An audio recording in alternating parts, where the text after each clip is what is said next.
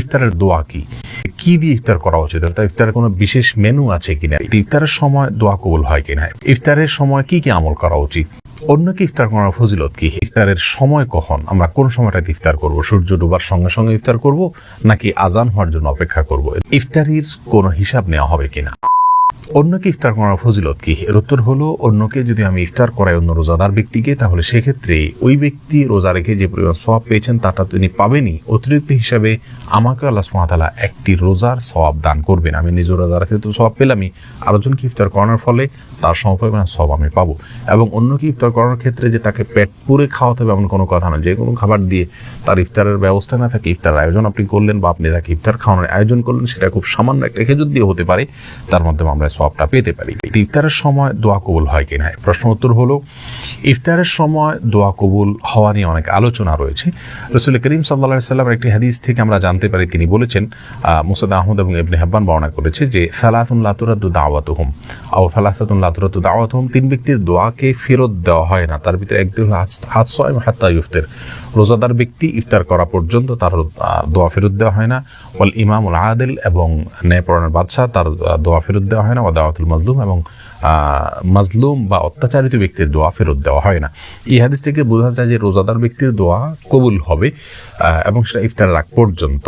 ইফতারের আগ মুহূর্তে বিশেষভাবে দোয়া করতে হবে, হাদিস থেকে সেটি বোঝা যায় না। তবে তিরমিজির অন্য একটা বর্ণনা থেকে আমরা জানতে পারি, এই একই হাদিস প্রায়, সেখানে শুধু একটু ভিন্নতা রয়েছে। সেখানে বলা আছে হেইনা ইফতির, অর্থাৎ রোজাদার ব্যক্তি যখন ইফতার করে ওই সময়টা দোয়া কবুল হয়।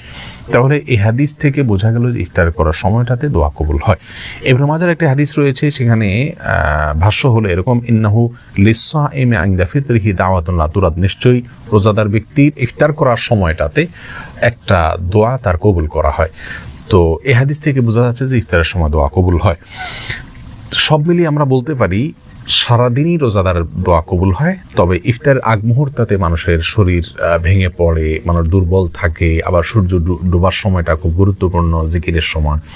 এই সময়টাতে বান্দা আল্লাহ সুবহানাহু ওয়া তাআলার কাছে দোয়া করলে দোয়া কবুল হবে, সে আশা খুব বেশি করা যায়। বিধায় ইফতারের আগে কোনো সিস্টেমিক্যাল দোয়ার কথা আমরা বলবো না, তবে কেউ চাইলে মনে মনে আল্লাহ সুবহানাহু ওয়া তাআলার কাছে আমি দোয়া পেশ করতে পারে, যেহেতু এই সময় দোয়া কবুলের কথা বিভিন্ন হাদিস থেকে বোঝা যায়। ইফতারির কোনো হিসাব নেওয়া হবে কিনা, আমরা অনেকে মনে করি যে যা খাবে রমজান মাসে তার কোনো রমজান মাসের খাবারের কোনো হিসাব নেওয়া হবে না। এটা ভুল ধারণা। আসলে প্রত্যেকটা খাবারের হিসাব নেওয়া হবে। বিশেষ করে হারাম যদি ভক্ষণ করা হয় তাহলে তার জন্য জবাবদিহি করতে হবে। কেউ যদি অপচয় করেন তার জন্য হিসাব দিতে হবে আল্লাহ সুবহানাহু ওয়া তাআলার কাছে। বিধায় আমরা এটা মনে করার কোনো কারণ নাই যে রমজান মাসে খাবারের কোনো হিসাব নাই, ইফতারের খাবারের কোনো হিসাব নাই। এটা ভুল ধারণা, বরং সব খাবারের হিসাব গ্রহণ করা হবে।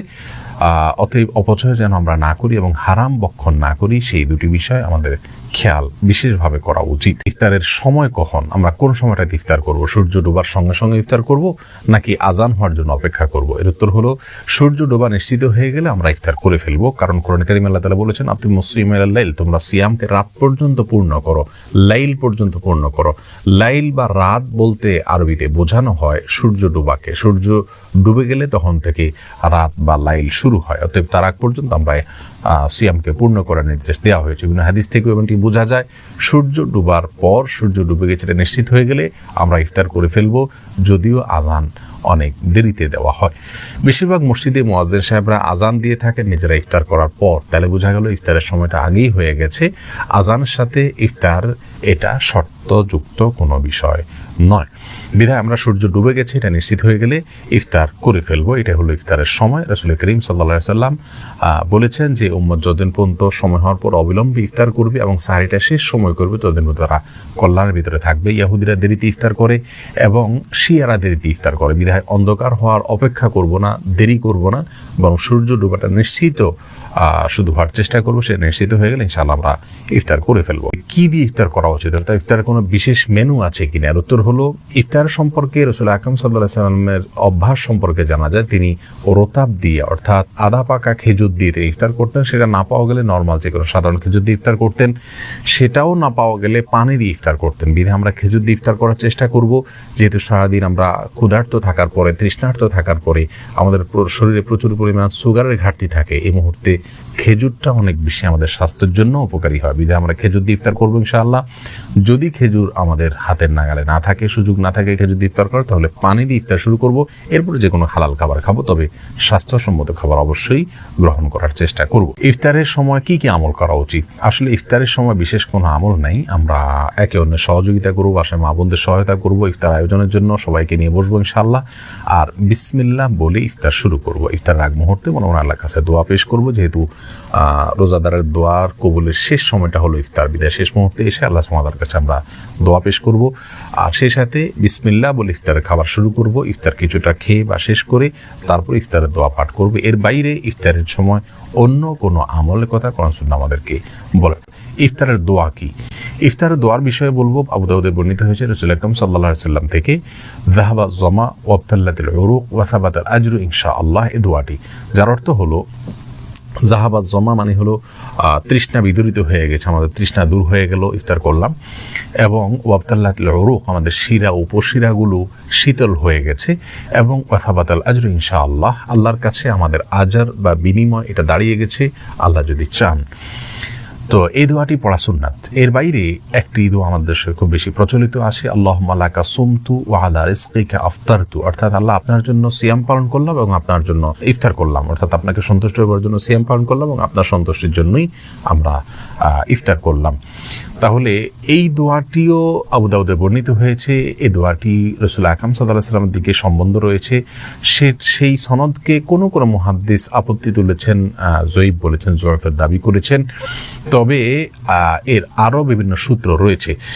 এ প্রসঙ্গে ইমাম নববী রাহিমাহুল্লাহর আল আসকার কিতাবের ব্যাখ্যায় আল্লামা আব্দুল কাদের আল আরনাউত বলেছেন যে এর অনেকগুলো সনদ রয়েছে, সবগুলো মিলে এটা গ্রহণযোগ্যতার লেভেল পায়, যার কারণে যেগুলো তো আমরা পড়তে পারি।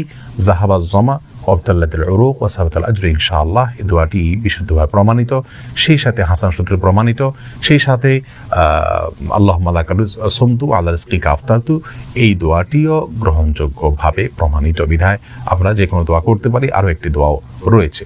ইফতার সম্পর্কে সর্বশেষ যে প্রশ্নের উত্তর দিতে চাই তা হলো, ইফতারের এই দোয়াটি আমরা কখন করব? এর উত্তর হলো, এই দোয়াটি আমরা ইফতারের শেষে করব, অর্থাৎ ইফতারের শুরুতে তো বিসমিল্লাহ পড়ে ইফতার করব, ইফতার করা শেষ, এরপর আমরা এই ইফতারের দোয়াগুলো পাঠ করব। অনেকে মনে করেন ইফতারের দোয়াগুলো আগে পাঠ করতে হয়, এটা ভুল ধারণা। মূলত ইফতারের দোয়াগুলো ইফতারের পরে পাঠ করতে হবে। ইফতার সামান্য কিছু খেয়ে তারপর আপনি পাঠ করতে পারেন। আল্লাহ সুবহানাহু ওয়া তাআলা আমাদের সকলকে সুন্নাহসম্মত ইফতার এবং বিশুদ্ধভাবে সকল আমল করার তৌফিক দান।